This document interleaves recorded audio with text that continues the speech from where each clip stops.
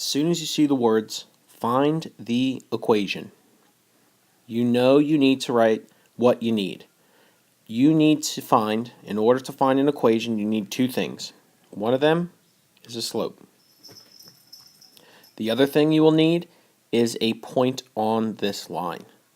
So anytime, doesn't matter how the problem is set up, if you're asked to find the equation of a line, you're going to need these two things. Sometimes you're given both, sometimes you're given one of them and you have to find the other.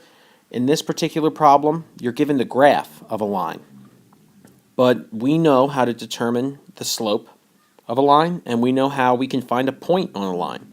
So the first thing I'm going to do is find the slope, which is equal to, we know, the rise over the run.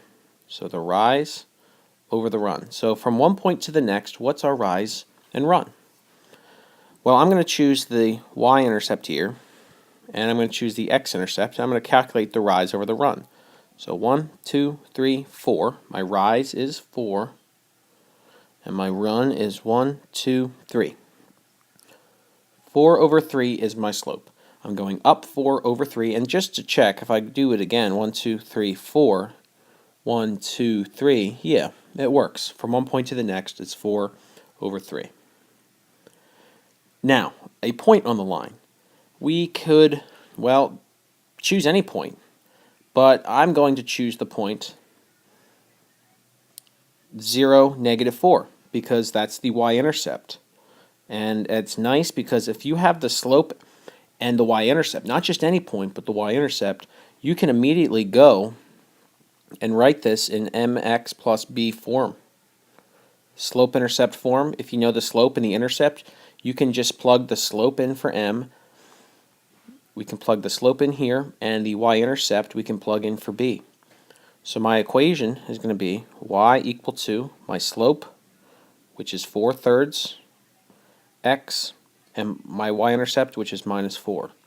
Now you could plug both of these into your point slope formula, and if you solve that for y, you'll still get this. You'll still get 4/3 x minus 4. The second part of the problem says we need to write it in standard form. Standard form is a type of a line where we need the x's and the y's to be on the same side. But there's also a catch. So let's at least first move the x's to the other side. So we need the x's and the y's to be on the same side. If I subtract a 4/3 x from both sides, I'll have a minus 4/3 x plus y equal to -4. So far, we're almost to standard form.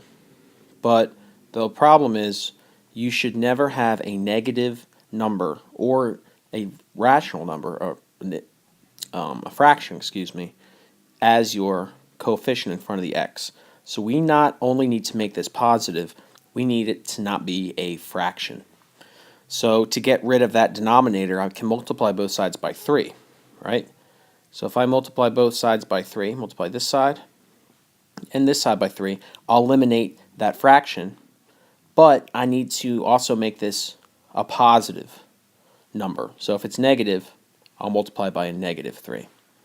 And when I do that, I will get -3 times -4/3. The 3's will cancel, and the negative signs will turn into a positive 4x. And when I distribute the -3 over here, I'll have a -3y. So I'm distributing this. And then when I multiply these two, I get a positive 12. So here is my formula of this line in standard form. I first knew that I needed a slope and a point. I could get both those two things from looking at the graph. I wrote this in slope-intercept form, and then to convert it to standard form, I had to move the x's to the other side and get rid of the fraction and the negative number in front of the x.